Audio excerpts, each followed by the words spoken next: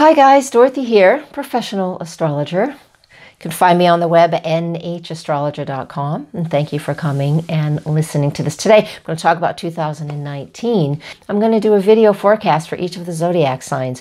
But first, I'm going to give you 5 or 6 minutes of the year overview. Take notes.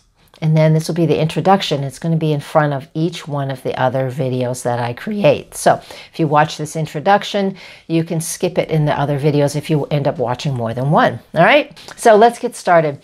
We have eclipses.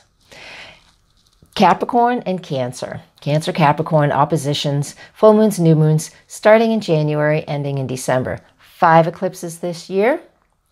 January 5th, January 21, see if I can remember, July 2nd, July 16, December 26. You could slow that down or hit pause and listen again.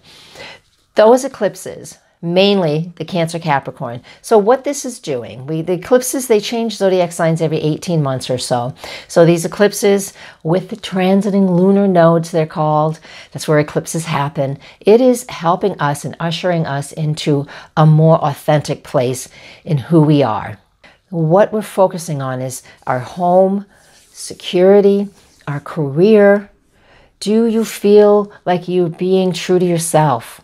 That Cancer eclipses especially are helping us to tap into our emotions and how secure do I feel in my home? Do I feel secure? Can I come home and be vulnerable and emotional and comfortable and relaxed? Because home life, Cancer, and the public life, Capricorn, are two very different things, but they are tethered by an opposition. They are, when something happens on one end of the stick, it happens on the other end, right? Because there's always 2 ends to a stick, unless you make a circle, and that's all the 12 zodiac signs. But the opposition, Cancer, Capricorn, is ushering us into this area of being authentic in how we're presenting ourselves to the world. Now, a lot of people, it will create insecurities for some people, depending on how evolved or how in alignment with what's important for you. So this Cancer stuff can make us overly emotional, or it can help us tap into how we need to be more in tune with how we feel. Because life should feel good. Life shouldn't be difficult. Difficult things happen, yes, and we move through them. We always move through them. And that's where you tap into your emotions. And that's what this eclipse stuff is all about, in Cancer especially, helping us to get in touch with who you really are. And then the opposite energy of Capricorn is about being an authority at what it is that you do, feeling authentic, feeling like you're very validating how you feel. You can take control of things, which is great if you need to, but make sure you do it from an emotional place. How do I feel about this? Great, now I can take charge.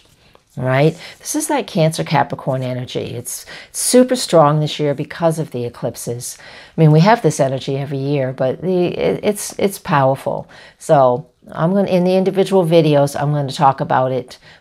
You write all those keywords down that resonated with you, and then I'm going to talk about it in each house when it happens, okay? And so you'll get the zodiac energy of it a little more specific for you. Okay, what else do I want to talk about? We also have Jupiter and Neptune squaring off this year, and it's a mutable square. Jupiter in Sag loves to experience life and to learn through diving in, full immersion. Squaring Neptune in Pisces. Neptune's been in Pisces for ages, so it's not a big deal, because it's just helping us to get into a more spiritual place for a lot of people, right? But Jupiter and Neptune in a mutable square, this is just enough tension, so it gives us motivation. Just enough, because squares aren't negative, like you'll read in some books, how they just villainize squares, but we need a little bit of tension to move us, especially with the mutable signs. So to me, this is a fantastic energy for the year. Now, the mutable square between Jupiter and Neptune will inspire us to be creative, to work on our intuition, work on our spiritual practices, things like that. And the square energy of that, and you can write this down too. Let me find my notes. Here it is. January 13th, June 16, September 21. So those 3 times is when they're exact, but they'll be playing with each other almost all year long. So that means we all have an opportunity to really tap into intuition and our spiritual and creative abilities. All right, helps us to smooth things out. Now, some people might take this and just dive off the deep end and go into their illusion and go into a place that, you know, that when we go and if we drink too much or get into drugs. So drugs and alcohol sometimes can really, people can go off the deep end with that too. But the Capricorn, especially the Capricorn eclipses and the energy there, it definitely helps to anchor us in a little bit more. Because we also have Saturn sextile Neptune this year. And with Saturn sextile Neptune, that's a fantastic anchor. I like that it's there. We actually need it because it's going to help to ground us in whatever it is we're going. So most of us don't go off a deep end into, you know, la la land. But hey, if you feel like diving in once in a while into music, I hear La La Land and I think music. You go into music, go into meditation, trust your intuition, get into painting, get into photography, whatever it is. These are the beautiful creative things we can do with Saturn sextile Neptune and the Jupiter squaring Neptune. All right, and I'll give you some more specifics in just a minute. Don't go away. I'll be right back.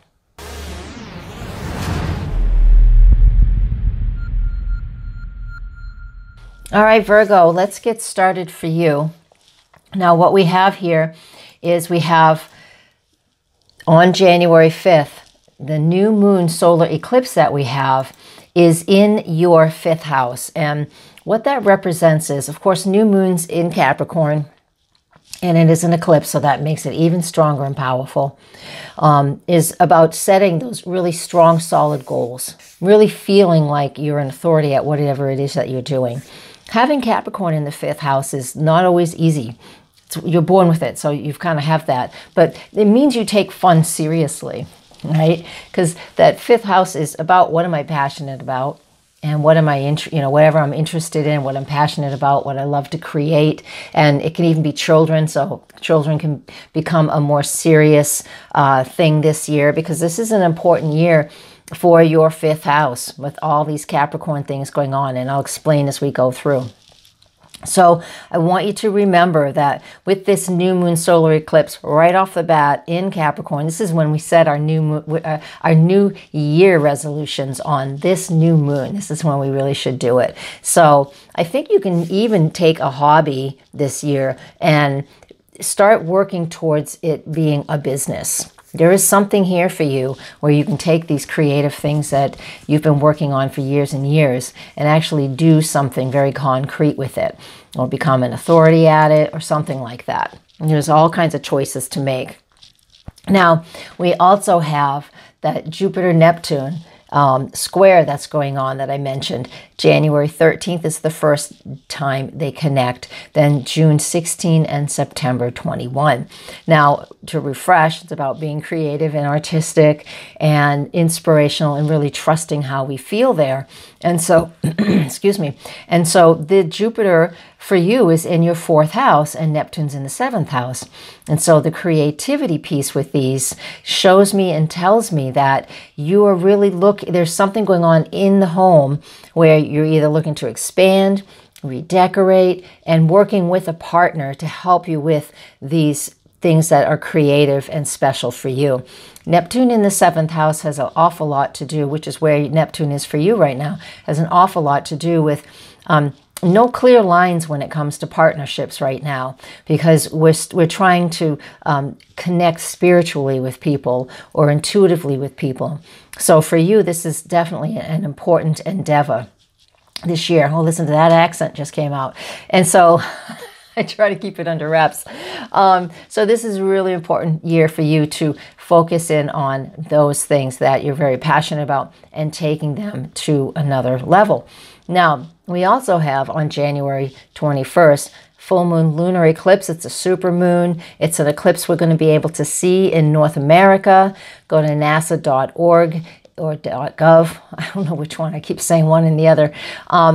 See when you can see it. It will tell you all about it. This eclipse is at 0 Leo, and that means this is in your solar, it looks like the 12th house. Let me get that chart up. I don't have it up yet. And yes, it is. So this full moon eclipse is in your 12th house. When we have a full moon in our 12th house, the thing with this is it will open up things that are quiet and private. It's like a foggy morning, and then the sun finally gets high enough and the fog gets cleared away so we can see what's going on around us. When we have a full moon illuminating the 12th house, especially as an eclipse, this is you really tapping into the deeper pieces of yourself, into that spirit place, into that soul, so you can bring that creativity out into the world. So this is a kind of a really nice place for it for you. We've had the other eclipses over the last 18 months have been in your 12th house for the most part. So a lot has come up anyways in the last 18 months. This is just like a finalizing of things. So you're able to clearly see what was going on for you. Now, we also have Saturn sextiling Neptune in the same time periods, so January, June, November. And so with Saturn making a sextile to Neptune, that's going to help you to connect with those partnerships that I was mentioning with the Jupiter-Neptune square, help you connect with those partnerships so you can really get some concrete work done. So if you're doing things, again, at home, whatever it is you're creating, you're having an opportunity here to really set that up well. The next aspect, the next thing that goes on is Uranus entering the sign of Taurus. It's on March 6th. Taurus area of your chart is the 9th house. So that is about immersing myself in the things that I need to learn and I want to know about. Now, think back to May 17th was the last time Uranus entered Taurus, because he went retrograde at the end of 2018. And by March 6th, he moves back into Taurus. So May, June, July, and now March 6th for the next 7 years, Uranus is moving in the area of expansion, expanding what you know. And this is where we break free from old habits and patterns, all right? Uranus and Taurus wants to break things up, but it is also about what we value. So we have a changing system here, and this is for everybody, but we have this changing values. And for you, having it in that 9th house, this is all about you learning more and expanding what it is you know. This is important for you. I think this is the year where you're going to be able to really learn some new things. So kudos for you, right? Now, let's move on to, what do I want to move on to? The retrogrades of Mercury. Mercury retrogrades 3 times every year. It always does it. It's not a big deal. Not like pop culture says, but it's in the water signs. And so this adds a lot of emotion to the year. So like in the introduction, I'm talking about how we're needing to get into alignment with who we are and how we feel, right? And moving with those good, comfortable feelings. The retrogrades of Mercury are going to add to that. This is where you subscribe to my YouTube channel and you get the weekly videos, and you'll get a lot more information about that. Now, we also have April 10th to August 11th, Jupiter retrograde, and it is retrograde in that 4th house because it didn't go anywhere yet. So while it's retrograde in that 4th house, this is where we reevaluate what's been expanding since November of 2018. Jupiter's been in direct motion since then in the sign of Sagittarius since November 2018. That means it's just been expanding, expanding, expanding. You do that too much, the balloon will pop. So as Jupiter retrogrades, April 10 to August 11, in your 4th house, this is where you regroup, because if things were coming to a head, or if things were just getting chaotic, or just too much was going on, we have it where there's like an exhale and things will slow down a little bit, April to August, all right? We also have at this really close to the same time, April 29 to September 17th, we have Saturn retrograde, and that retrograde is in that 5th house of creativity, like I talked about in the beginning. So You really are having a year where all the outer planets retrograde every year, so that's not the big concern.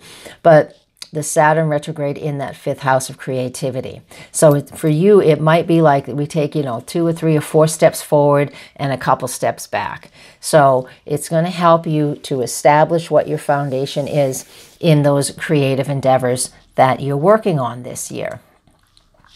Next, we have the new moon. Let me get that one up. The new moon solar eclipse, July 2nd. That is at 10 degrees of Cancer. And that is in the area of your chart, which is the 11th house. So this is where we're emotionally connecting to people, right? That 11th house has everything to do with groups and associations and causes that are really close to our heart, causes that really get our emotions going, especially since this new moon in Cancer is in that area for you, Virgo. So focus in on that. I mean, we hardly cannot, because eclipses really whack up. They give us a big, they say, wake up, it's a bigger wallop, if you will. And it's an emotional wake-up call. So if there's a cause or something that's been very close to your heart that you have not had the opportunity, or really not had the opportunity to tap into yet, now is the time that you can do it. Setting goals based on new beginnings in that house, okay? Of associations. Then on July 16th, the next eclipse, this is the 4th out of 5, the full moon solar eclipse. This is heavily involved with Pluto, and it is in Capricorn. So again, back in that 5th house. And that 5th house for you this year is just getting hit a lot. So check into those artistic pursuits. You might feel you don't have any artistic and creative abilities, but I'm telling you, this is what the whole year is trying to usher in for you, is to find a way to be creative. Because people, when they're creative, we have an opportunity to be, it's relaxing and it gets us out of our head, and just being creative is so important. But in that Capricorn energy, I know you've got to set it up as a routine. So you've got to find a new routine to be this way. So those hobbies and those creative things are really important for you this year. And they're even more important because on December 2nd, Jupiter enters Capricorn and it moves into that 5th house. So it's going to inflate everything you've been listening to and hearing since January 5th. So it's like a little whisper, and then you get another clue and another clue throughout the year, and all those dates I just gave you. And then Jupiter moves in, and Jupiter just expands it completely. So it moves out of your 4th and into the 5th, and it's like shouting, get creative. Find a way to make something important to you, whatever you're passionate and creative about, make it a priority. Become an authority at it. The best way to express things like this is to actually be the teacher. And I think if you could teach something that you've been doing your whole lifetime, it'll just give you a whole new way of doing things for yourself. It'll just be fantastic. And to top it all off, I'm telling you, the whole year, this new moon solar eclipse on December 26th, eclipse number 5 for 2019, is also in that 5th house for you.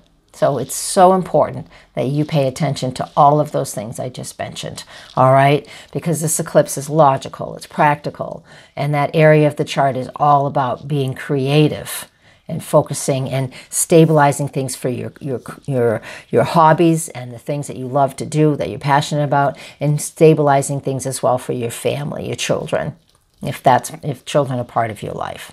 All right, I think that's all I want to talk about. Yeah, that's it for now. There's always lots and lots more, but we can only do so much in the time period that we have. To get real personal information, just come to my website, nhastrologer.com, and order a session for yourself and get the year ahead, or 6 months at a time, because that's actually better. And you and I will talk, and you can ask questions, and it won't be so blurry. All right? I can do that for you. All right, blessings. Namaste.